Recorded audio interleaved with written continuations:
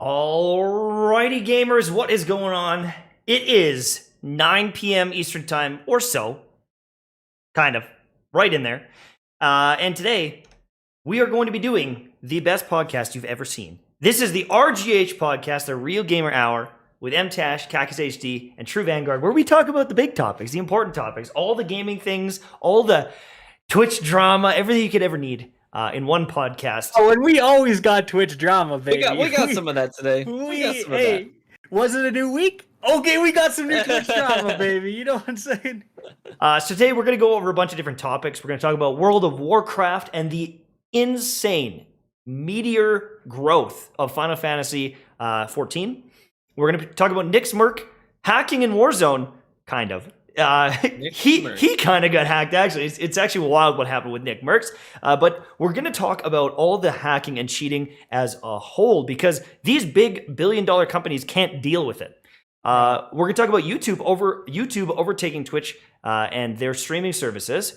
We're going to talk about Netflix offering video games, ? And then there's some big Battlefield news and whatever else we get up to today. So, how you guys feeling today? You ready to go? I'm feeling good. I'm well rested. You know, I got like 9 hours of sleep last night. I've just been cruising through the day, feeling like, is this what life can be like? If you get decent sleep? With a little bit of sleep? What it can be like? Man, I get used to this. Good. That's what I like to hear. So today, let's start off with the Final Fantasy stuff. World of Warcraft has been bleeding players for a while. Asmongold has been complaining about it for a while, but one of the constant things is Final Fantasy players, since the inception of the game, have hounded all of their friends to play. You see Blue Westlow saying, hey, everyone, you know, there's free trials. I always see it. It's actually on Mr. Fruits and their podcast, GG Over Easy. It's one of the shticks that they go to is sometimes Blue will just blurt out in the middle of it like, hey, have you guys heard of Final Fantasy XIV? And they really do have a loyal audience, but that's because the game has continued to update, has continued to do really well with their updates, and the hype is real. And it's actually been drawing in a lot of new players. Now, one of the big players, Asmongold, who has been, he's one of the biggest streamers, period, on the platform. Yeah, but he's mainly a WoW streamer, right? So this is like WoW, not WoW's golden goose per se, but like this is a huge WoW streamer. Obviously, he does more stuff, but he's known as a WoW streamer. Yeah, like he's kind of like what Grenadier Jake is to Trials. Yeah, exactly. Like, Except if all of a sudden Grenadier Jake is like, by the way, I'm never playing Trials again because I want to play this game, people are going to talk, right? Right, yeah. And so Asmongold has been getting hounded to play Final Fantasy for ages, and he's always said no. And then he decided to finally do it. He finally does it. His stream pops off with 300,000 viewers, like one of the biggest streams Twitch has ever seen. But then everyone else started getting hyped too, because everyone's seeing the major viewership potential here. This is a big moment. If Asmongold is playing it, maybe there's some nice views there. So there has been a huge surge of streamers streaming the game, but one of the biggest things is people now downloading it and trying it themselves. There are free options to get quite a bit of DLC and different things that the developers had to shut down the downloads. They had to shut down purchases for the game because they couldn't keep up with the load. There was going to be too many new players. The servers couldn't handle it, and they had to literally axe it. They're like, you know what? We can make so much money, but we're stopping it because we can't deal with all this money. We don't have enough briefcases. The bank can't take all this money. Like, it's insane. That's so crazy, dude. Like, imagine, it's like, bro, the Witch Queen is so fire, we gotta shut down Eververse for a little bit. Yeah. Like, y'all are literally spending so much silver, we gotta shut it down. Yeah. Imagine having that problem where you have a faucet. Right? You have a faucet that's shooting out money, Yeah. and you get to the point where you're like, turn it off! Turn it off! Turn it on, it's too much! It's bizarre. I don't think I've ever seen a game do that. I mean, there's games like Cyberpunk that pulls their game from the stores, but that's for different reasons. But they're literally suffering from success. And, is this a trend that's going to continue? Asmongold's playing it. I've seen so many different streamers. I mean, even me, I've played in the past, and I'm like, sheesh, maybe I need to get back into the game and try it out. I mean, dude, this is crazy. Like, because this is like, it's crazy because like Final Fantasy Online is like a direct WoW competitor, right? Yeah. It's that classic MMO. I mean, obviously there's gonna be difference, but it is like, it's almost like that mold, yeah. It's Call of Duty versus Battlefield, right? It's like everyone's like, why do we compare these things? They're so different. They're not. They're both military shooters. They're gonna compete in the same space, right? Like a lot of people only have the time, not just the money, but the time to go into one. So to have like your direct competitor, like one of the main streamers from your game, jump ship, bring over, like you said, Tash, all these other streamers, a lot of other WoW streamers see the potential and all want a little bit of that success too. So they jump ship as well, and you have this mass exodus from WoW over to one of its direct competitors. Like, this is crazy. Yeah. And you know what you should definitely do if you're the developer of the game where that influencer is leaving? You should definitely crap talk that guy openly. That would be the best. That'd be the best play. That is a good idea because there were some leaked messages, like minutes from some meetings. We don't know if it's fully true, but there were some leaks where they were talking about this exodus from World of Warcraft to Final Fantasy. It is the elephant in the room. They're obviously talking about this in meetings, but also, apparently some of the devs at Blizzard got in trouble and they had to send out a company-wide email saying, hey guys, unless you're with the PR team, unless you're with the marketing team, don't be talking to our players, because apparently some of the devs, they were like roasting some paying customers and got in trouble for it. But also, in some of the meetings, they've referenced Asmongold as ya boy Asmongold. They've called him toxic. They've called him, what was it? A dog whistler or something like that? And like a dog whistler for like toxic males or something like something like that. This is like a leak, like a 4chan leak. We don't know if it's true.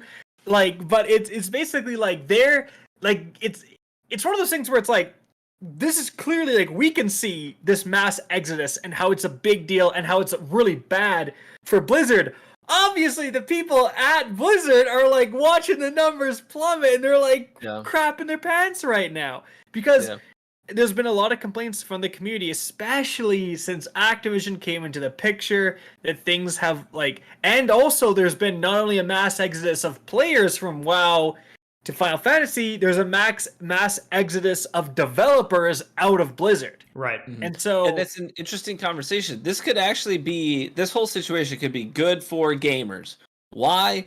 Because Blizzard, they sort of embody this idea of when capitalism invades the gaming space, where they go public and now these people who are higher ups, it used to be, this was actually part of the conversation this past week about this topic. It used to be the people that work at Blizzard are gamers making games the way they want to game their games. It's gamers making games so they can play those games and hoping that other gamers get involved. It's all gamers. But now people start seeing dollar signs in the gaming industry. Blizzard goes public. A lot of those original devs are out, and they reportedly have this problem where these higher ups, they're interested in dollar signs. So the hiring process really looks like hire new blood for a new project, can them, cycle new guys in. It's like the corporate industry all over again. So how do you stick it to the man You will leave. You have a mass exodus of players and work and talent, But I mean, but that's also the capitalism of you have this direct competitor who are running things better. Like it's like it's one of those crazy things where in the pursuit of money, right, which Activision clearly is, you start to lose money because you destroy your brand and you destroy the things that got you the interest and the player base and the money. Whereas like other companies that have a little bit more foresight maybe and or a more player friendly, they will start to grow and gain in those areas. Like it's just really interesting because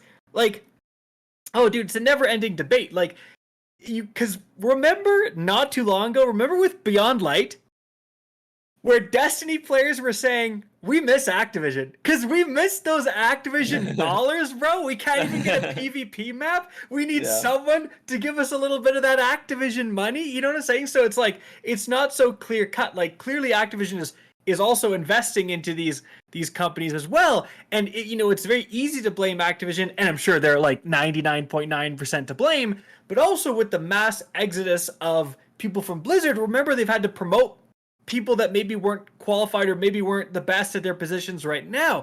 And like Blizzard is making a lot of these decisions too in the direction of the game, and Activision is just funding them and demanding that they make more content. So it's like, it is just it's a toilet. The whole toilet and it's just one big swirl of just everything going on. Blizzard, it does not look good right now for them, honestly. The interesting thing though is, after some of these leaks were put out, there's actually someone, of course I deleted, or I closed the tweet, but I saw one from a dev at Blizzard where she essentially said, if you think it's just Blizzard, it's every AAA game studio. And, there's a reason for it. There's these guys that don't know what they're doing at the top getting a $10 million payout while they lay off a bunch of people. And the people that actually created the game are saying, screw it, I'm going to go make my own game. Because unlike us, they actually can do it. They can actually go and make that game, and they can make a damn good game. Funding is another thing, but they're going and making their own studios. Yeah, you have stuff like Kickstarter. It's like that's right. You can get funding from the public. Now, there's been some great Kickstarter games. There's also been some absolute stinkers and the people that kind of almost ran away with the money, right? Like we never. So the thing it really. The thing though is like, because they are senior devs that know how to code and like storyboard and get things going, if even a few of them go, they can probably get a working build out so fast compared to the average person to then demo it and get the crowdfunding. They can be like, here's the game we're building. Does this look cool? Fund us. Where other people, they got to spend $500,000 just to get something working so they can maybe do that. These guys are like, we know how to build it. We're going to build it. Yeah. You take a look and then you pay us. Like they really do have an opportunity there to expedite the process. Or will you see? Well, yeah, will you see more Bungies? Like where Bungie is their own studio and they're self-publishing now. Would Blizzard have been better off? I mean, it's such a huge monster developer, but whatever next developer these ex-employees make, or you have. People like Gearbox, it's kind of weird. Like Gearbox is owned, it actually just got acquired. I think we talked about that story. Like, would it be better off as Gearbox of their own? They're self-published, right? Mm-hmm. They're not beholden. Well, they were 2K and now they're this other company. But it's like that could be an interesting thing. We see more independent developers self-publishing, right? One last thing on the Final Fantasy thing, as well as the World of Warcraft, is there are also some more MMOs dropping. We've got Ashes of Creation. That's on people's radar. We've got the New World game. That's the thing, is there is more competition for a World of Warcraft now, and except for New World's charging you to freaking level up. Remember? Yeah, for sure. And who knows if they're actually good? But I think, after people have played X amount of hours of World of Warcraft, maybe they're just looking for something new. Maybe they feel like they've solved the game and they just want a new world to dive into. And, there's nothing wrong with that. We all are gamers and we want to play different games. Some of us play 8,000 hours of Destiny and don't get sick of it. And then there's people like me that quit every 2 minutes. But, but at least you embrace it, yeah. It's also an interesting thing. You're right. I want to, we try to play different games, but the way games are designed nowadays, it's like they want you to only play that one game. Mhm. It's like you need, oh, you want to get the transmogs for your Destiny character? You better be playing, 10 hours a day, idiot. And you're like, bro, like chill. Like it is like the developers, they realize that time spent is like important, and they want to make sure that you're spending all your time in like one game. But it's like conducive to these problems where it's like you don't leave and come back, you just leave or you get sick of it, right? It's like, you play a 8 hour campaign. You're at the end of the day, you're happy. Whereas like in these long form games, when you leave, you're miserable. Right. Yeah. It's weird, dude. It's like a breakup. Yeah, That's right. exactly. From a long relationship. Yeah, exactly. It's like a fun fling versus a long relationship. Okay. Yeah. Now, what if you spent 300 hours grinding in game trying to get gold camo? You're trying to get the dark matter, and then you run into someone in a Warzone lobby, kill them, and you instantly have every gun, every camo, every unlock in the game on your account. Well, that happened. And it is currently happening right now in Warzone. Tell us the story. Bro, this is like, so Warzone has always had a big problem with cheaters. Like, not only is it a free-to-play game. It's like the like triangle of doom, right? So it's like free-to-play game, extremely popular, no anti-cheat. And it's just the Bermuda Triangle of cheating bullshit in the game, right? And it's just out of control. They're like people, I've seen like random like Instagram videos or like highlights or whatever of people who have auto aim, and they're literally just sitting there with their machine gun of people like falling into the war zone, and they're just going full auto, and it's just like tracking them, like just auto aiming. It's just unbelievable. So they have all these cheaters. It's always been a problem, but now the newest thing is for whatever reason, it's like I think the cheater themselves made their account level 1,000, have everything. And for some reason, just the way the cheat works, I don't know if it's intentional or not, but if you kill that person, your account becomes level 1,000, everything unlocked. So Nick Merckx, huge streamer, right? Huge streamer. He makes long-ass 20-minute videos and gets no hate, but I do. I'm just kidding. Here we go. I should be a Warzone streamer, dude. 30-minute games, don't even edit it. Who cares? Anyways, so huge. He kills a guy, and it happens to him on stream in front of everyone. I think it's even in one of his like videos. It's like, so now he is level 1,000, has every unlock, has every camo, and I think also, and this is like the really important part, has every skin for the guns and stuff that you would have to normally buy. So he just has it all. Has every blueprint and stuff for the weapons. So now it's like everyone's like, oh, like that's the thing you don't do. You could cheat all day long, but once you're impacting Activision's sales, because you don't need to buy the sweet blueprint from the store, you got it from a cheater. And it's like, will people now like, oh no, I'm in a cheater lobby. Oh, now I have every skin. Like, oopsie doopsie. Dude, don't you remember back in the day? Hey, I've got a glitch Call of Duty lobby. Give me one Xbox membership, 1 month. That's right. They had those all the way back in the first Call of Duty. It's like third person 1v1 me to unlock all the camos. Yeah. You know what I mean? Like, bro, 100%. So it's like that now everyone's like really, really, it's just wild there. And it's just so interesting because, like, again, it's taking away sales. It kills your desire. Like, a lot of people play. Your drive to play is gone. You're going after. One of the big things is Damascus camo. If you unlock gold on everything, you get I think it's dark matter or Damascus or whatever. I'm mixing the games up, but it's like dark matter camo for unlocking every gold camo on every gun. You just get that. Nick Merckx checked on stream. I saw the clip. He's like, I have dark matter. It's like, bro. So apparently it's already been patched, but still, it's like for a little bit there, that happened. But it's like, you patch it once, it's gonna happen again. Right. They banned Nick Merckx. Well, That's right, yeah.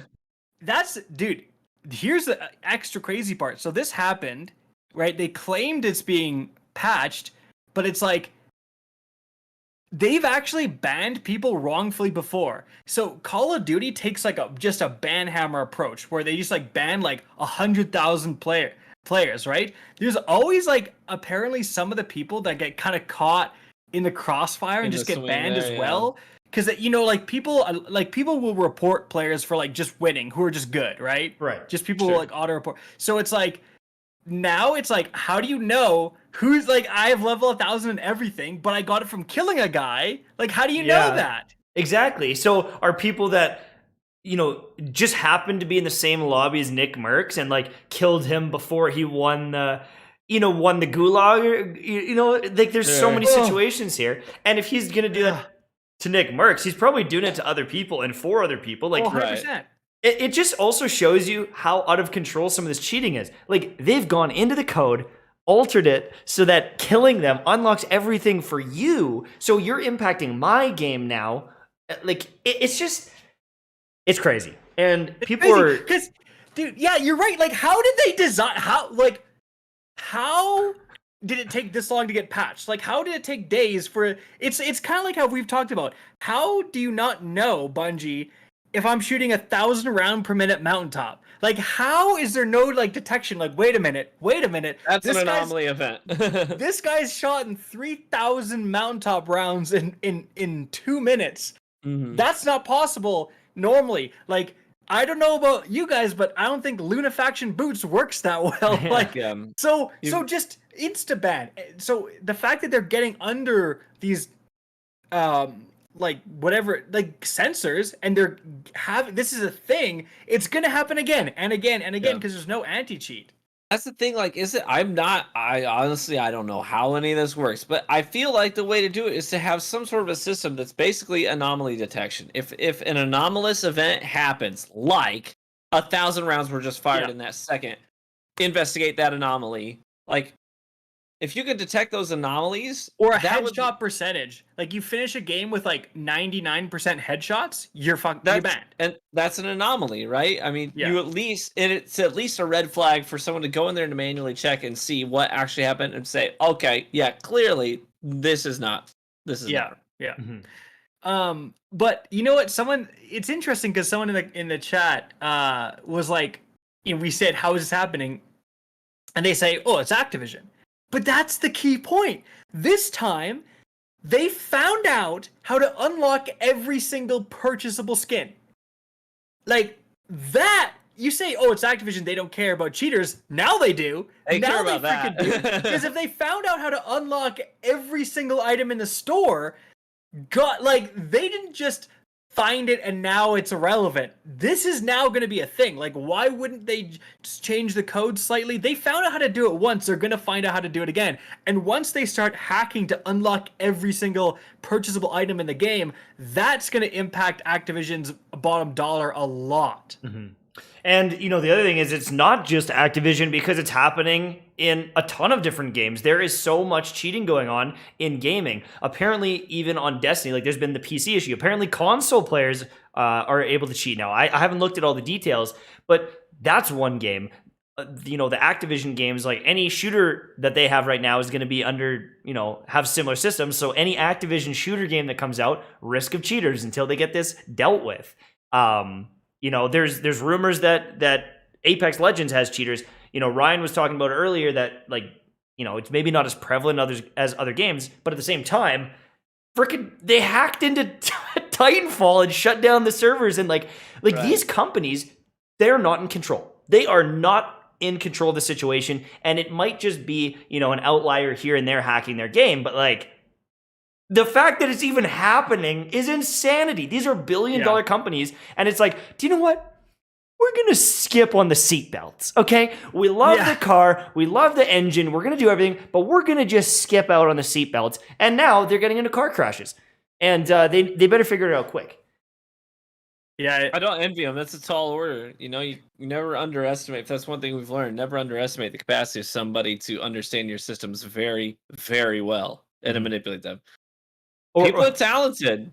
It's the people that got laid off at Blizzard and they're like, okay, here we go. What can I do with my skills? I mean, they're making big bucks. Like, you got to pay for these cheating services a lot of the time. an earlier episode we did when we covered that bust out in in like China. The guy has like $1 million, tens of millions of dollars worth of. He has $12 million just in cars. It's like, brother, but that means if there's big money to be made cheating, I would assume there's big money to be made with anti-cheat, like developing a good anti-cheat and selling it to these companies, because now it's like a competitive advantage.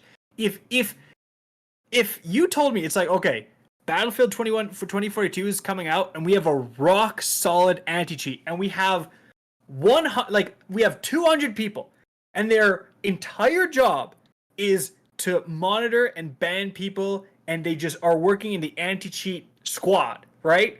Where it's like right now they actually admitted, Respawn admitted they have like 2 people working on Titanfall. They're like it's like 2 devs trying to bring back the Titanfall service. Steve and Frank are in the old janitor closet. You set them up and they're running Titan. Like, brother, I don't know what they're doing. Frank, hey, you fix those Titanfall servers yet? It's like, brother, what are we doing? So now it's like, if you're telling me a game has a rock solid anti-cheat, that will be a competitive advantage. Like, that will bring people over to play whatever shooter that is. You know what? The crazy thing though is like, you want to make the next Fortnite? No. You want to make the next Warzone? No. You want to make $1 billion? Make an anti-cheat and sell it to Activision. Say, I've got the perfect anti-cheat. Like, I bet you that's going to happen. There's going to be a tech company that specializes in. Yeah.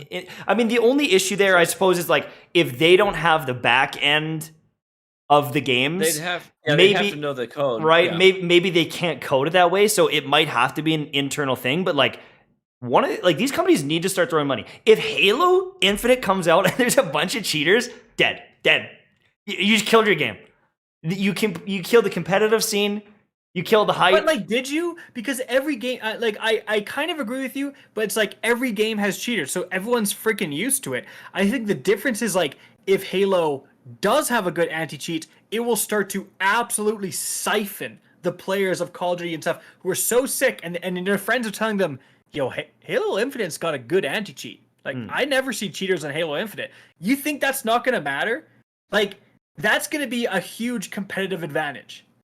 Yeah. I agree that it's going to hurt it if it doesn't have anti-cheat, but every freaking game is infested by cheaters. It honestly won't even make a difference at this point, but it will make a difference if they have a good one to take away other people's players. Like, the first big AAA shooter to do it, everyone's got to follow suit, because everyone's just getting away with it because no one's doing it.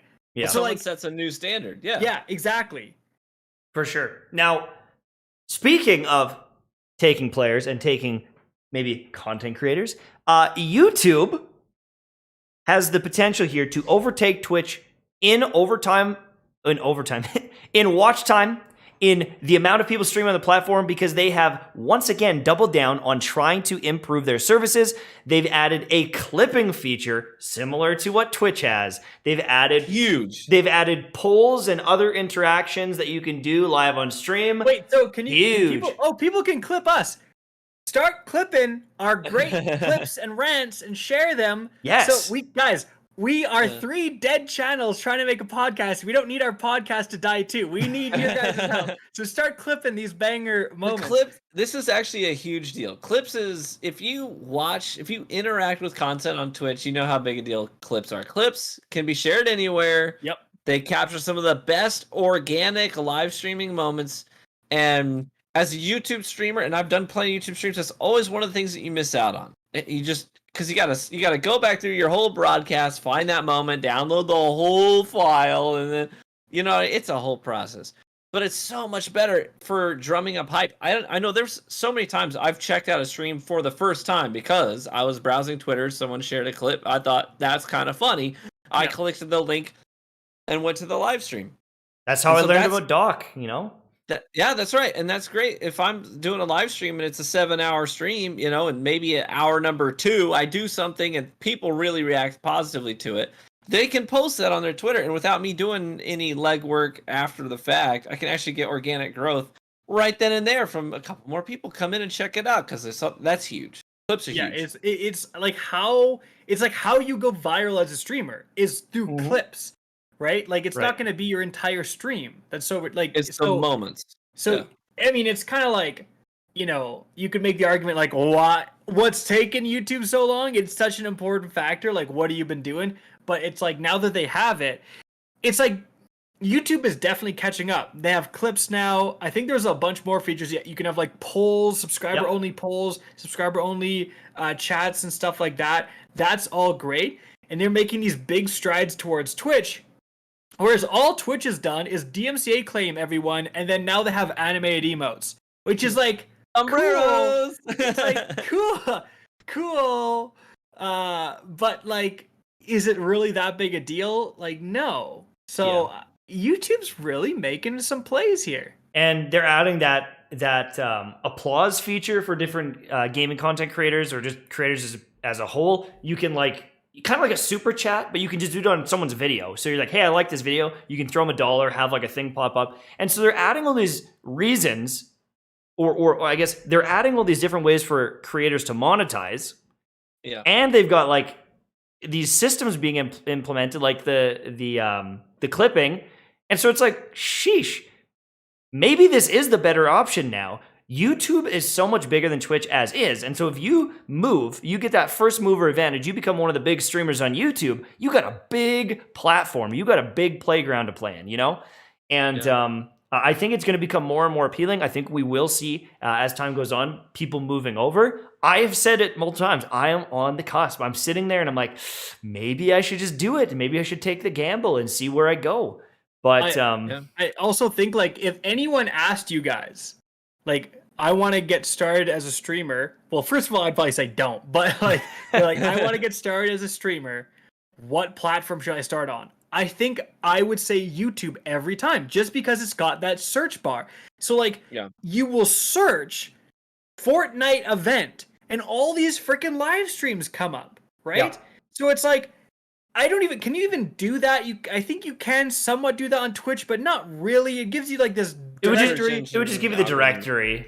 Like, and the directory is always organized by like most viewers, not necessarily like what you're relevant to your search is. Where it's like, I want to see Grandmaster content in Destiny. I don't want to see trials, right? So it's like it's harder to find exactly what you're looking for, whereas YouTube is a much better place to search and discover. Right. Absolutely. Agreed. And you know, it just, where is the competitive advantage of Twitch? Where is it going? All the features that Twitch has, YouTube is getting, and maybe even more. Does YouTube have the ASMR content? The no, but they got that yoga. Yeah, they got the yoga. Yoga, man, that's true. That is true. I've learned a lot about yoga recently. I am so much more flexible, especially in my pelvic region. Like, trust me, dude. I've studied so much about yoga recently. It's insane. Yeah. But, I gotta mention, while we're talking about Twitch, I thought this was pretty funny. So there's this guy named Redvines. He's a pretty big streamer. He's got like 90, I don't know, somewhere around 90,000 followers on Twitch. Like, pretty good sized streamer, right? And he made a new emote for his community, and people clipped it where he said, "New emotes live, guys. I want you to go out there and troll streamers with it and clip it and send me the clips so I can make a video of all the moments that we trick them." The emote was like, I think it was like a 10,000 bit donation. You know that like star, right? I think it's like a red star. Yeah. That's what the emote was. So he was basically, it's designed for one purpose. You can put it in someone's chat and make them think they just got a big donation, right? Because that's like $100 or something like that, isn't it? Yeah, it's like $100 donation right there. And so, guess what happened? People did exactly what he told them to do, and they took that emote. They went and they trolled a whole bunch of streamers. Of course, people get, even like, especially the small streamers. You know, you got 10 viewers or whatever. Suddenly, someone drops a $100 donation. That's a huge deal. Yeah, and you're so like, yo, Mr. really, Beast, right? Yeah, that's right. The people get really excited about that. You know, and maybe you put the emote in twice. You know what I'm saying? It doesn't cost you anything to put it in their chat. So, anyways, he then does this whole apology. "Oh, I'm so sorry. I never thought people would use it like that." And the emote's been taken down because he started getting in trouble because people started telling Twitch, yo, you gotta shut this guy down. You gotta get this under control. And so it was just so funny because he was just a deer in headlights. And instead of owning up to it, he just completely lies. And of course, all the responses to his posts are people clipping him saying, "Go out and troll people. I want to make a video." And it's like, dude, just own it, man. Yeah, it's like, oh, I am sorry. it's so unexpected. Yeah, it was the correct move is I don't know why I thought this was a good idea. It was a horrible idea, and I feel terrible about it. Just be like, that's the correct response. It's like I thought it'd be funny to use in some pranks, and then seeing some of the reactions, I felt really bad, especially for these small streamers. Like it was just a bad idea. Just say that. No one can say that though. It's like, oh, I never even said it. Like it's like, but it's like that wasn't me. I wasn't streaming. I'm pretty sure like there's got to be something in the terms of service as well. Like you can't just like harass other content creators. Yeah, no, well, it's also like, isn't that like the image of a bit like copyright? Right. I would assume, because it's like you obviously don't want YouTube having those same images. So I would assume like you can't just it would have to match the bit exactly, right? Yeah. And so it's like that. I'm pretty sure you can't just make your emote something that's copywritten. No, so, exactly. Like he might get in trouble with them for that too. Sure, good. Because to trick people, it has to match. It has to be identical. Yeah. Okay. Let's move on to Netflix potentially offering games ? Yeah. Streaming games ? Interesting. Yeah. Fill us in. So Netflix just made a hire, and they confirmed the guy's title is Vice President of Game Development at Netflix. That's a big deal. Now, this particular guy that they hired previously worked at EA, and then after that, he worked with the Oculus team. So his specialty has been in mobile gaming and VR gaming.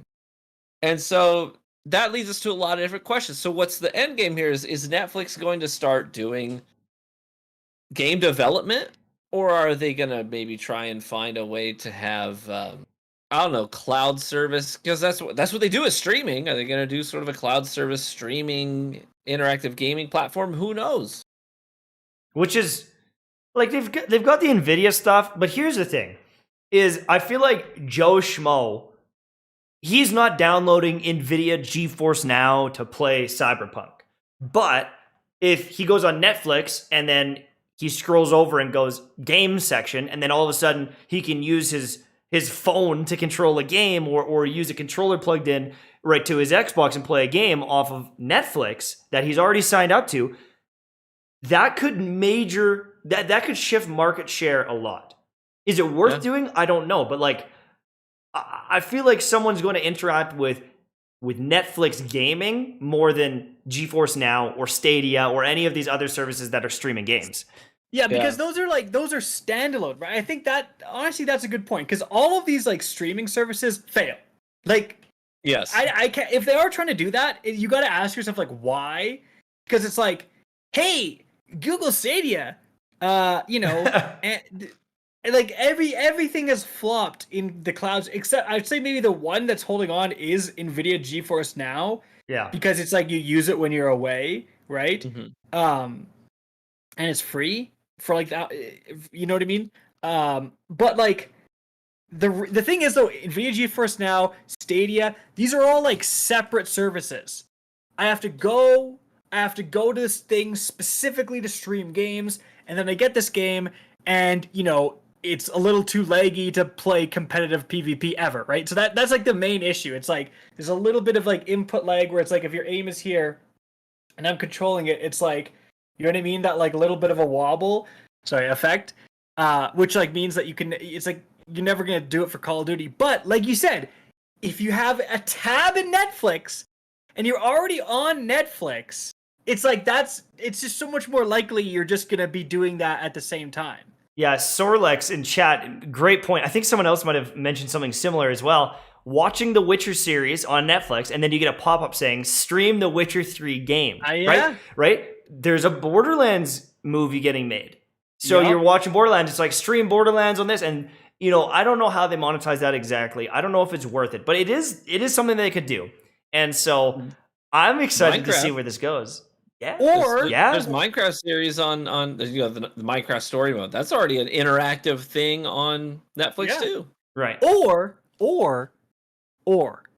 are we completely wrong? Are they just making games? Like, is Netflix like, we're not doing cloud streaming. Okay. Get the hell out of here. They're just like, listen, we have, how many IPs does Netflix have? They have like a new exclusive to Netflix show every week. They got a new one. They got a new one every week, right? So it's like, okay, what's the one with like Charlize Theron and they can't die or something? The Old Guard or whatever. So it's like, boom, the Old Guard game, action fighting game. We make it. We make a game. Or like they have all these IPs that they've acquired, make games out of them. So maybe they're just actually making games. This guy's a game developer. He's not like a stream service coder. Like what we're talking about is kind of like they take existing games and make you can now stream them through Netflix. And that might be the case, but if this guy's a game developer, they're developing games. That has nothing to do with a streaming service, potentially. But also, we just talked about Blizzard and these companies going public and going for the money. How do we know that Netflix hasn't seen Fortnite and they're like, I want a Fortnite. I want $1 billion. Right? These are multi-billion-dollar companies, some of the highest market cap companies in the world. They can throw money around for research and development. And if they say, do you know what? Let's start a game studio. They can do whatever the hell they want. They can scrap it a year later and they won't feel any damage. Exactly. But the other thing too is they're spending all this money to make movies, right? They want exclusive content. Well, what's more exclusive than we just made our own game that people can play potentially long term, that can do skins and all these different, sequels and DLC.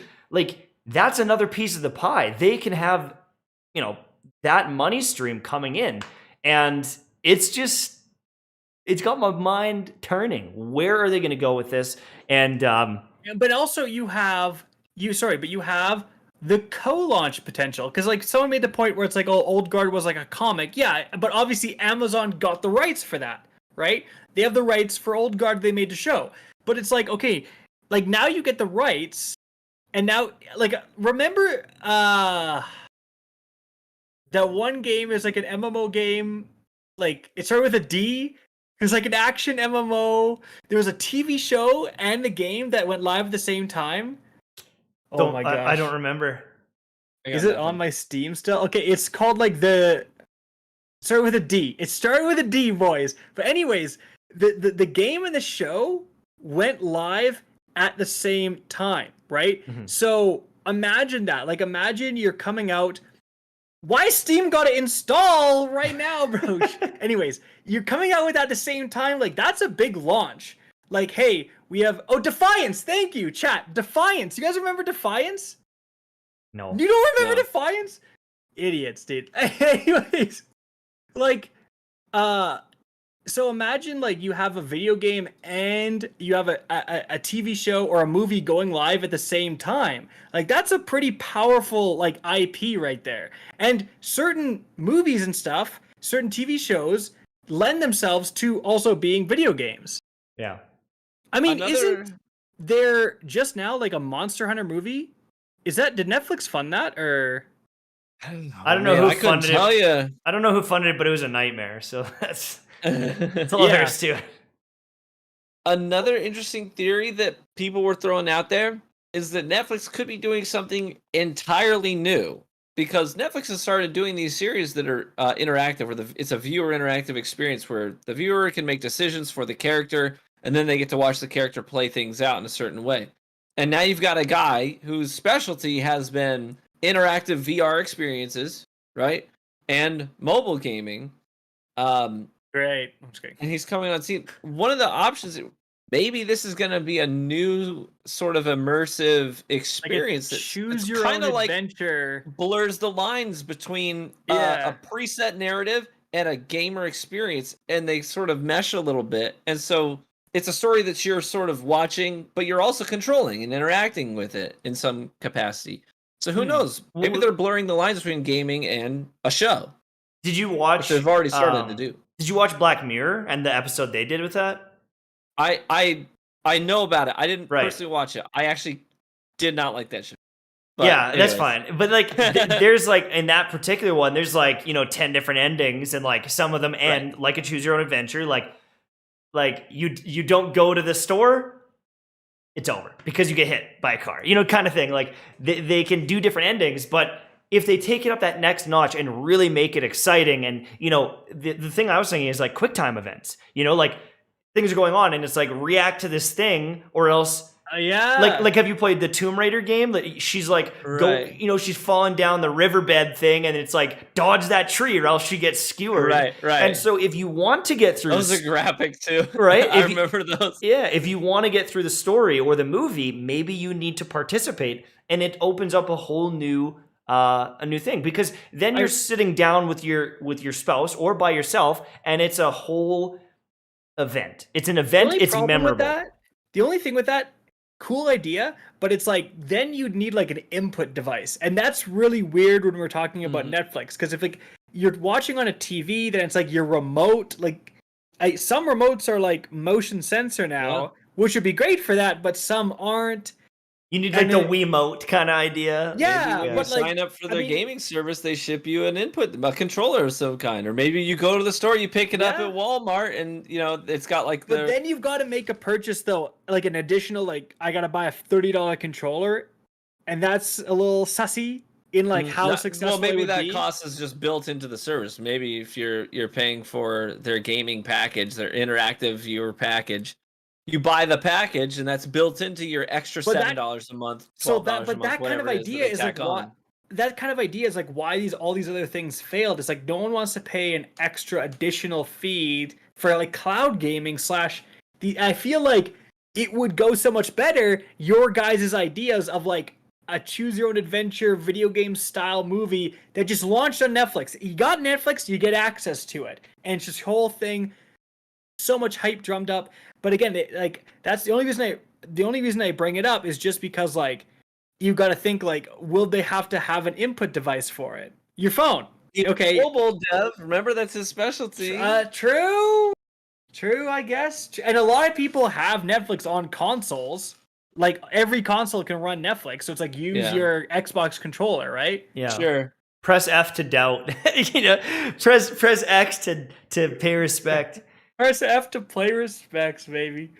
Speaking of pressing X, I guess that's a segue.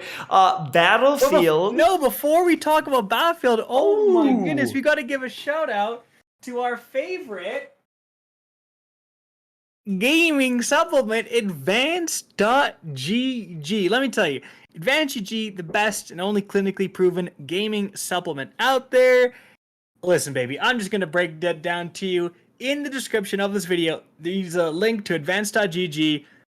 Fantastic, gives you long-lasting energy, tons of different flavors. Like there's Kakkis Kiwi Lime, I got my flavor. Mtashed has got Mtashed Mango Splash. TV has got just whiskey. Just go to your local liquor store and pick one of those up.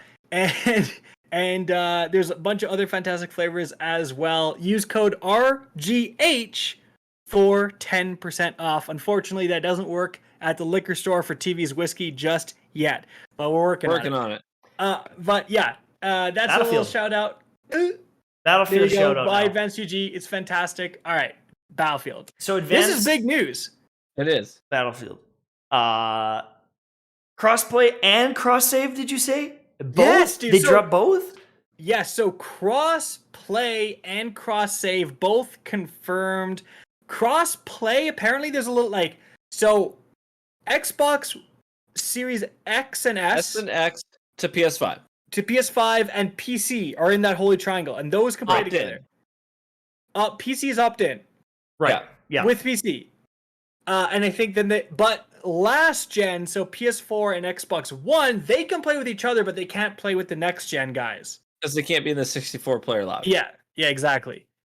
Yeah, so that's huge. And cross progression. So I can play and unlock guns and stuff on my PC and then go play it on my PS5 and have all that same stuff, which is fantastic too. That's so good. Yeah. Like, I mean, that like in between is so good for like, honestly, it's really helped Destiny because it's like you can go to these other platforms to like avoid the cheaters, go to console, go to Stadia, etc. And all your stuff carries through all the time. So it is a really good feature. It's one of it was one of the big frustrations with Genshin is if you're on PC, you can play on your phone. If you're on your phone, you can play on PC. But if you're on PlayStation, you couldn't go on your phone or PC. But they just fixed that. And so I think there's actually kind of a resurgence of Genshin. There is new content coming, but the fact that they're opening that up and now you can play. I mean, I've multiple times logged in on my phone because I'm upstairs. I'm like, you know what? I'm just going to do my dailies and I'm not going to go downstairs. I can imagine just overall player retention is going to go up for those PlayStation players now that they can play on their phone.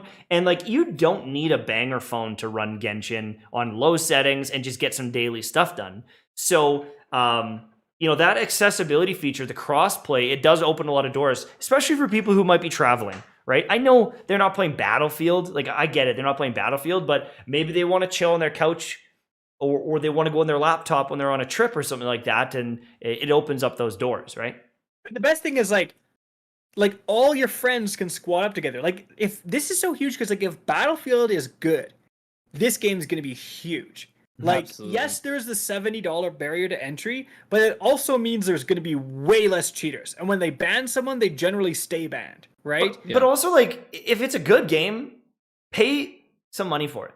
Like, you know, like it's like, if it's a great Pinnacle experience and everyone's hyping it, it's something that's like, okay, I need to budget for this. I need to save for it. It seems worth it, but it has to be worth it, obviously. Like if they put out trash, no one wants to pay the money. But if it is this Pinnacle experience, everyone's playing it. Maybe it's one of those things where you ask for it for Christmas because it's like, this is the one. This is the game this year that I'm saving up for.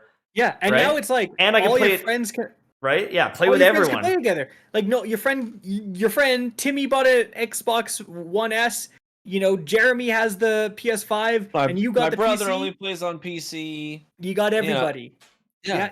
Everyone's in the same squad playing together, right? Yeah, it's fantastic.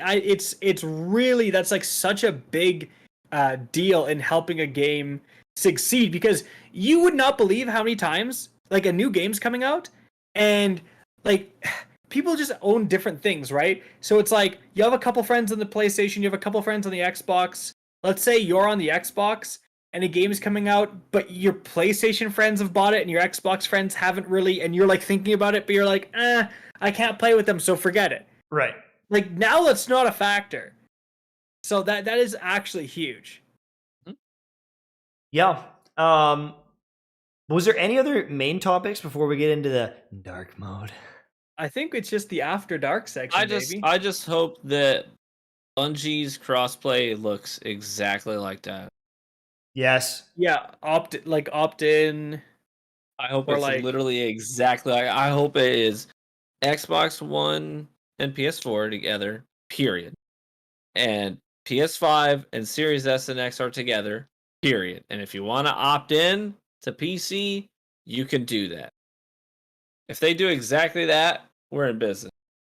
And that's how it's got to work. Like, the worry is like you get a random PlayStation guy in your lobby full of PCers and you just go and like prey on people who can't turn around fast. So it's like that's the worry, but you want like them console players to opt into going into the PvP, the PC environment, and not the other way around. Even if you only get 10% or 15 or 20%, whatever the number ends up being, you've just got more players, which is great. The annoying thing is it has to be like truly, dude. I remember playing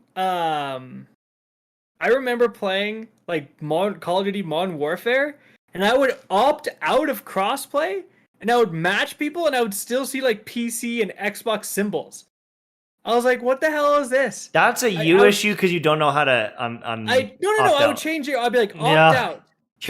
Like PlayStation only, and I would still see PC people because it was only in the later part of the life cycle. In the beginning part, there was a big enough player base where they could do it, and then they just stopped caring. They're like, all right, whatever.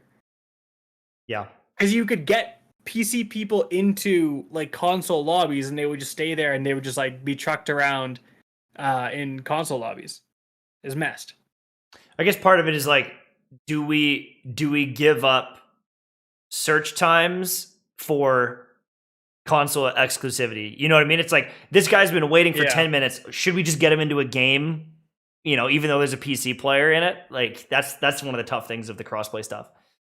But that's pretty much it for the main topics. And also speaking of match never time, mind. I got cut off again, I want to say, listen, I just want to say, you talk about match time. You know why it takes so long? Everything has skill-based matchmaking. That is true. I'm telling you, that's one of the things they talked about. Is like, if you once someone did an experiment, and it's like, if it matchmakes for exactly 1 minute. It basically goes 1 minute, we've been matching for too long, throw away the parameters, and it just puts you in a random lobby. And usually your connection isn't great, but the skill is actually truly random. And so people are like, if you make for a minute, you're going to dominate the next game because it's finally like just a random game thrown together. Right. It's not like hardcore skill-based matchmaking. Like, that takes up the majority of the matchmaking time. Right. So let's move on now to RGH After Dark, where we can answer questions to everyone in chat. If you guys have any burning questions, we can do that, or we can get off topic like we typically do. Oh my god, so bad. We got a few new memberships as well, which I will jump to in just a moment here. I have to go to the other screen to do it. Thank you guys so much for supporting the podcast, though. If you guys haven't, I just want to give you a quick reminder. We do this podcast every Wednesday, okay, at 9 p.m. Eastern time. So if you haven't given us a follow, if you haven't hit that notification bell, please do that. And if you guys want to support the podcast and get some emotes, consider becoming a member. We've got a link that I'm going to be posting in the chat right now. It can help us out a lot if you become a member, because, you know, we do this as a fun little side project, but we do need to pay an editor and all that stuff. So thank you so much for the love. We got a new membership right here. Where is it? You'll get there. I'll find it. How was the vacay? Who are you talking to? Me or the boys? Oh, Anthony Brown. Sorry, Anthony Brown with one iDoc dude and Sem8888able. Sem8able. Thank you so much. Thanks, y'all. Appreciate y'all. And then we got a couple super chats here as well. Andrew Preston. Trovo has some good growth and some awesome reward systems. Oh yeah, Trovo Live is another streaming service that apparently is trying to compete for market share. Is there a way I can watch your GCX episode?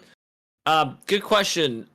It should be in the past broadcasts for Rare Drop on Rare Drop's channel. But they did send us a download link, right? So, yeah, they did. They sent a download link. So I mean, we could just download that and upload it.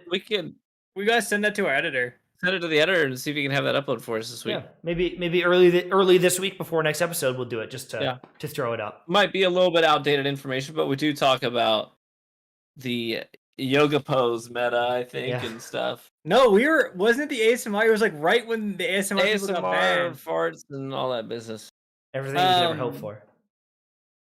Someone also asked, there's an article that says there's a leak where it's like a Halo X Destiny 2 crossover leak.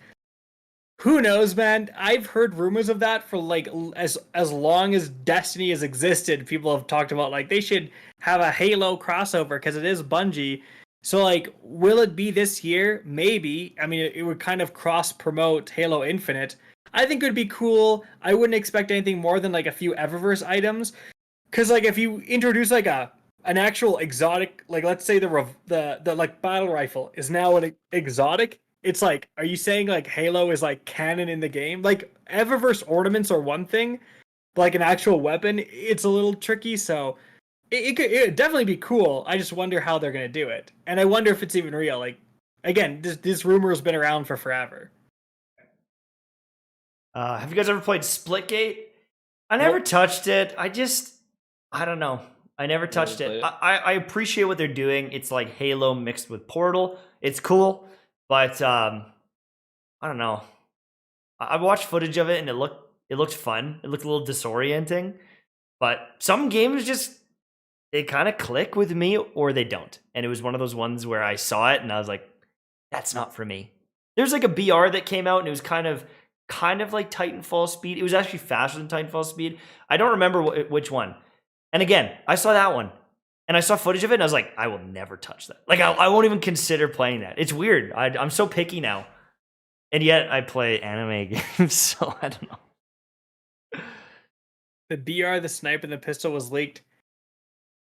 Yeah, maybe. Like again, exotics in the game, that'd be freaking sweet. Maybe not. Like, who knows, man? There's also genuinely like really good it would be photoshoppers sweet. and stuff, so it's Yeah, like I it never would know. be sweet, but like, who knows, man? Even There's stuff in the game. What happened to Arms Week? What happened to Arms Yeah. Week? You know what I mean? There's some talented artists in the community. There's that guy that posts like the Vapor subclass. Those look trees legit, onto it, dude. and they look. I mean, they look spot on. Like you would Mhm. look at that and you would think that's a In the leak. game. You know, if he didn't come out and say, "Hey, look at this thing I made," he could easily say, "Look what we data mined that's coming in Witch Queen, these Vapor subclasses," and you'd look at that and you'd be like, "That's Nice. real." Yeah, exactly. Now I gotta look it Was- up. I didn't see those ones. Vapor He's really subclass? talented. I don't recall his name. I want to give him credit. If you find it, say his name. Since we're talking about it on the show, I'd love to give him credit. What's TV drinking? I'm just sipping on some minor case right now. It's a rye whiskey that they age in brandy barrels, so it has a nice sweet aftertaste to it. Rye up front and brandy in the Someone back said, end. will console ever hold a candle to the PC universe? Listen, Oh yeah, consoles are a good deal. The PC, YouTube, my like name is- PC elitists don't want to admit it, but like a $500, let's say, like PS5, that's going to be better than any $500 like custom PC you can make because Sony can buy stuff way cheaper than you can, right? So it's going to have, you know, better graphics, better, etc. Or like graphical cards and stuff. The internals are going to be better because Sony is going to Yeah. source them way cheaper than you ever could as an individual. I'm playing PvP in Crucible at 120 frames consistently, and I don't have to sit there and wonder if I have too many apps open and is my performance going to go down. Like, it's just consistent. I know every time I turn it on and I play PvP on my PS5, I'm going to be playing at 120 frames per second. Like Yeah. PC is 100% better, but it's more expensive. And if you're willing to spend the money, you can get a banger rig, and it's going to outperform any console. But like, by how much, right? And like, you need a mouse, and you need a keyboard, and you need a desk to play on. Like, it's not just the PC even. You need a monitor. Obviously, you need a TV for the console, but it comes with a controller, you know?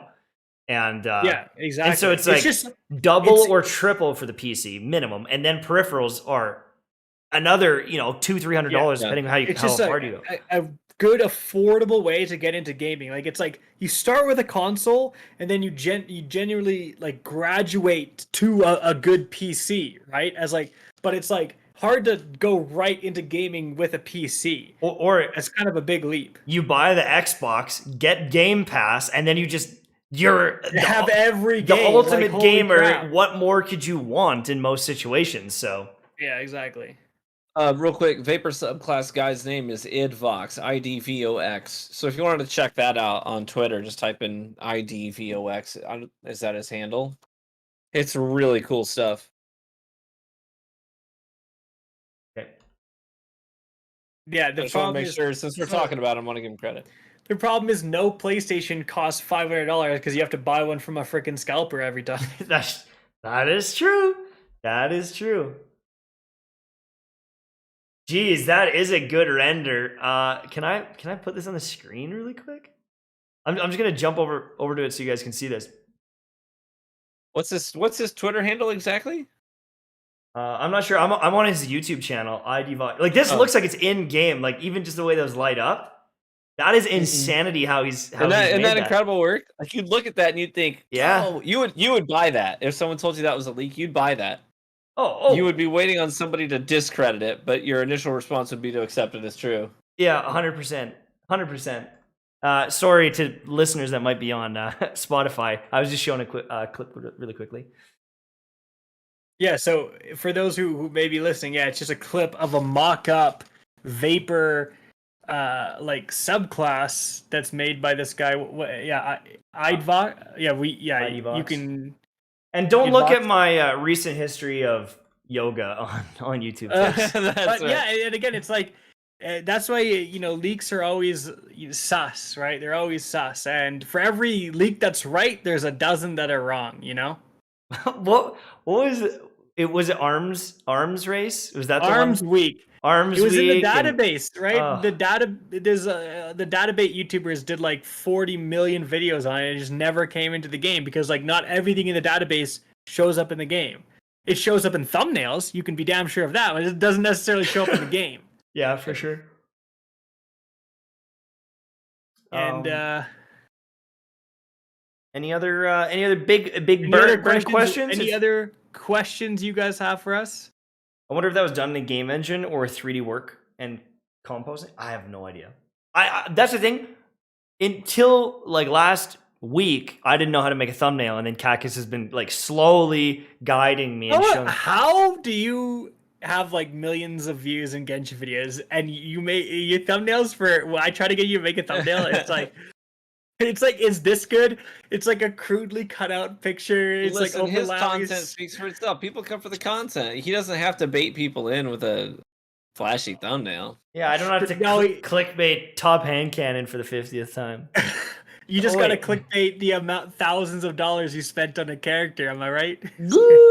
Master Vogue, yeah. Someone asked our opinions on Master Vogue. I'll give you mine just real quick. I did it at 1341, and I didn't particularly enjoy it. I thought the rewards were pretty cool. You can get some pretty banger rolls on those time lost weapons, but it's just one. What do you mean you can't? You know the thing about the time lost weapons? They have a static roll, and then the top is custom. Right. So like, I'm very disappointed by that because like, some of the static rolls are much better than others. Like the Fatebringer means they will always come with Explosive and Firefly because that's a static roll, and then you can get 2 other perks on top of that, which is obviously great, right? Sure. Because those are good. But then you have stuff like the Vision, which has full auto and Zen Moment, and it always comes with those 2 in the bottom. So it's like if you don't want that, and the rocket launcher, it's another one. The outer god rule would be you have Vorpal and Lasting Impression, and you can switch between them. It's like, hey, I'm doing an activity, I want Vorpal. I'm doing a boss fight, I want Lasting, right? But instead, it always gets Cluster Bomb. So it's Cluster Bomb and Vorpal or Cluster Bomb and Lasting, right? So it kind of limit. And the machine gun is the worst. The machine gun comes with like auto-loading holster. Yeah, basically, in like Firefly, I think the sniper comes with Feeding Frenzy, Firefly, and you're like, okay, but like, how cool would it be to have like rewind rounds and what's the more high impact reserves, and then like quick draw and something else, right? And snapshot or whatever, and then like you have a PvE and a PvP roll in one, and you could swap. Like that would be so cool, but that's not possible. What you got, Mike? I have a question. Because this is making me think about it. Would Destiny be a better game if it wasn't necessarily a looter shooter? Okay, in the sense that you're chasing loot and hoping for loot, but as you were just saying, you could get a Fatebringer or a Timeless Fatebringer, and there was 4 perks that you can choose. All of them are good, but you're hunting for the Fatebringer. And when you have the Fatebringer, you can customize it how you want. But you're not trying to get 50 Fatebringers to get the role you want, but you're just getting 1 Fatebringer. And instead of focusing on just farming loot and getting tons of them, they're focusing the game more on you take those things that you farmed, you use them the way you want to use them in all of these cool experiences we made. You know what I mean? Yeah, I mean, in Destiny 1... I feel like that's what I want from the game. In Destiny 1, you got to remember, like, raid loot was static. The Fatebringer roll was the Fatebringer roll, and that was it, right? Yeah. And it was like, it kind of made sense because it was raid were a lot harder content. In fact, to get the Fatebringer, you had to do the hard mode raid. Right. So it's like, but now it's like, even in raids, you can get trash rolls. And I don't know if I've ever I don't mind random rolls. I think like almost every roll should be good. And it's just a matter of like how you want to apply it. Like, are you trying to get a PvP god roll or a PvE god roll? And you have some differences there and stuff. Right. But like, you have perks that are just not good on these weapons. And you're like, okay. That's the thing is like, it's just so much of the gear is literally useless. It's blues and like perks that I don't want to use. And you know, like, well, that's the thing about Master Raid. Can I just like, yeah. So the time lost weapon is like the cool weapon. It's got the double perks. right? It can use adept mods. Great. It's like, give me a reason to go back into this raid and grind a harder version. As a raider, like, it's like, you're giving me something to do. That's great. Here's the problem.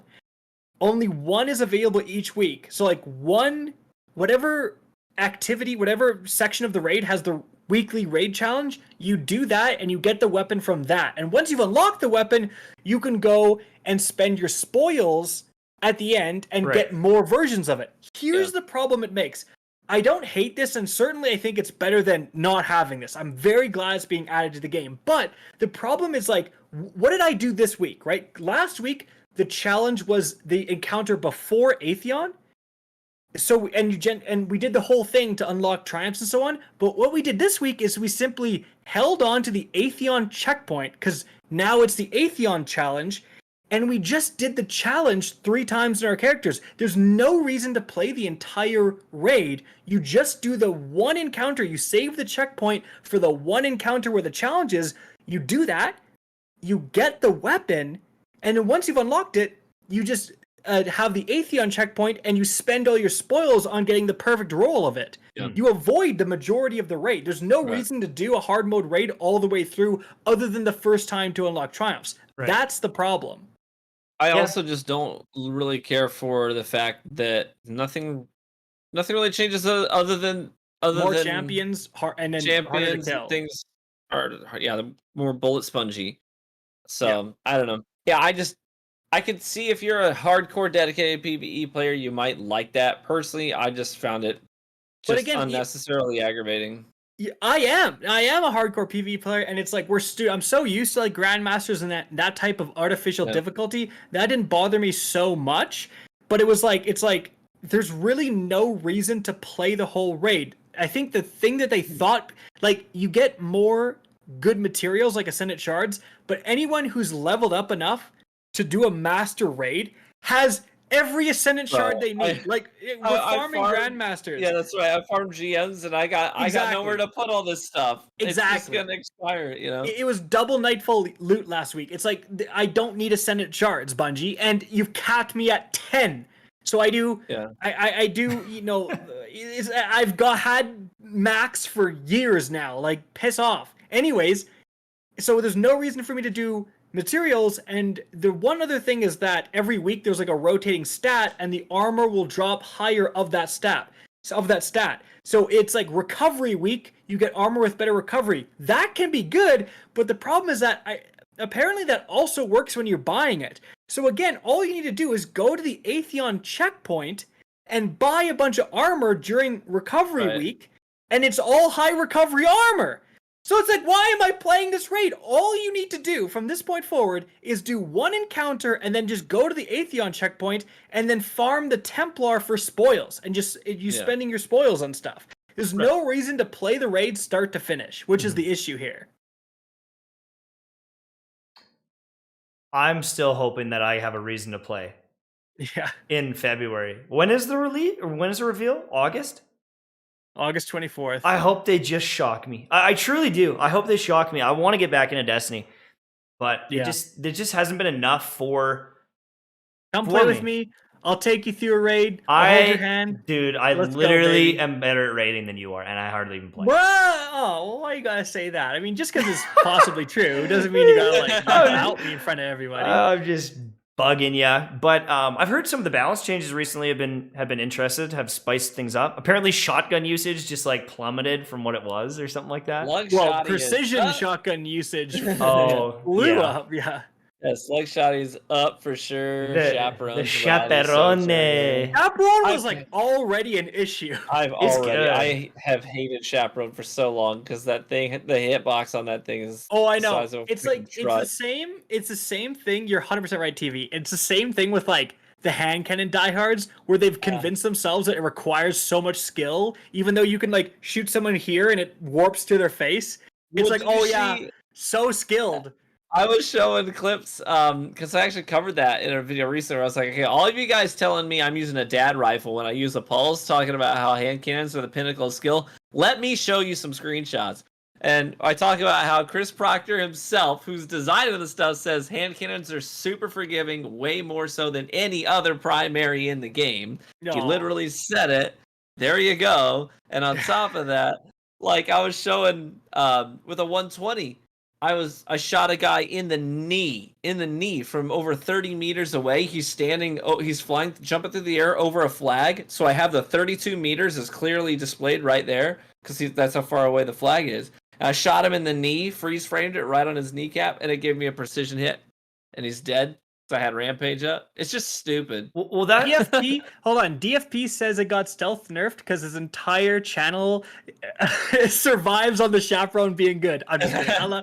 I love DFP. Just some friendly banter there, but like that guy is absolutely deadly with the chaperone. And now you're telling me there's the chaperone is really, really good, and a lot of the other the roles you can get on the precision stuff is insane. It's like the Blasphemer can get like quick draw opening shot and stuff. It's like, what? Mm-hmm. Like these are unbelievable rolls. Like all of them have insane rolls.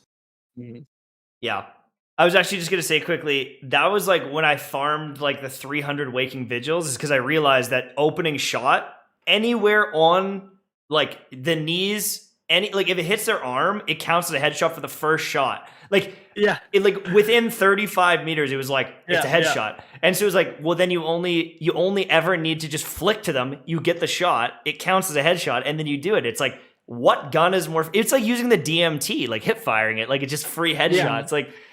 It's pretty funny.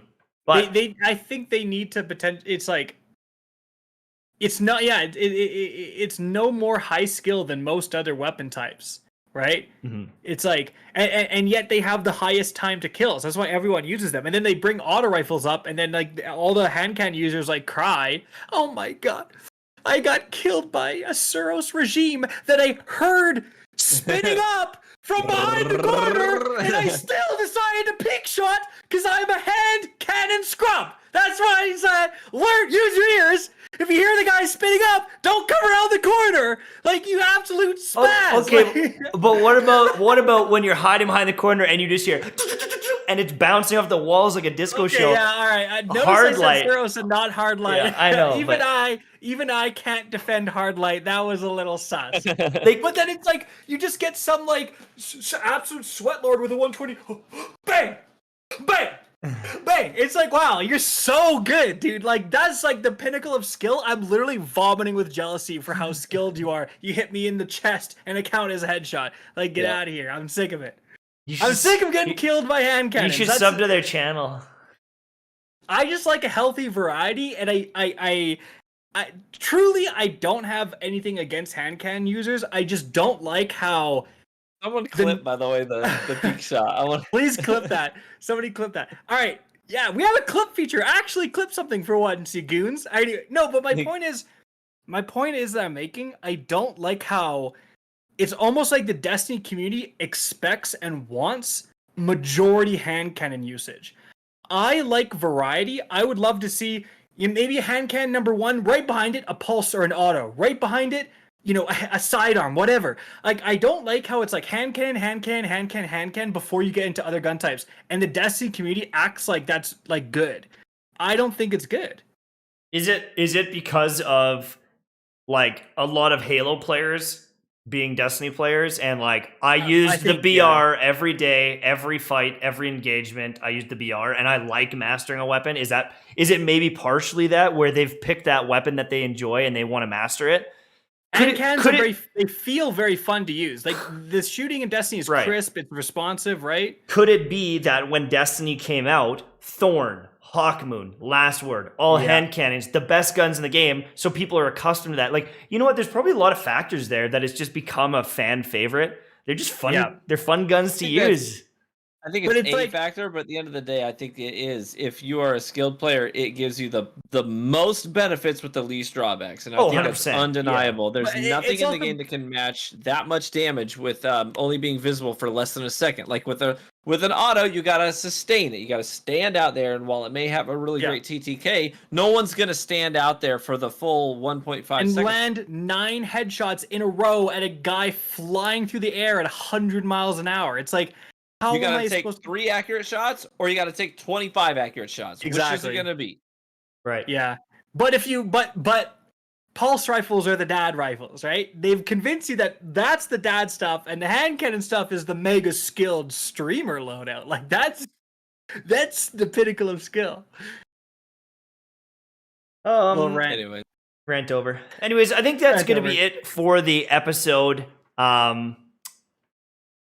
Ryan needs to go ice his ankle because he just jumped off a mountain. Apparently, dude, I think I had my son hold the camera for it, the GoPro, so I have to see if he held it well. But I might have this moment on camera in high res. But yeah, my ankle's mega swollen because I jumped off a sand dune, competing Yikes! Competing with my brother-in-law. Call him true McGregor over here with that ankle injury, brother. Leave him alone. He tried his best. What a disappointing fight. I bet it looked really cool. You jumping off a sand dune looks cool. I thought you meant him breaking his ankle. I was like, no. You jumping off the sand dune, dude. I bet it looks freaking. Dude, I sick, went knees to chest and I dropped like a solid 20 feet down the dune. No, the video's like 3 feet of distance. He stepped off the curb weird, and he's like, It's like when you're. But for real, they're steep dunes, and so we'd start at the top, we get a run start, and you see how far you can make it down the slope before you basically crash into the sand and roll down. But it's real soft, pillowy sand. But yeah, I landed wrong. I heard that crisp pop, and then I felt pain. I was like, oh shoot. It's like when you went off like a jump on your bike as a kid, and your friend's like, bro, you got like 6 feet of air. And you got like this much air. I just want to know if in the footage someone yells out, "You need some milk," or whatever, as your ankle snaps. He needs some milk as your ankle completely snaps. All right. Oh my god. Well, thank you so much for hanging out with us, everybody. This is episode 45 of the RGH podcast. I'm Mtashed. I'm KackisHD. I'm True Vanguard. And we love you. Thanks for listening. Bye.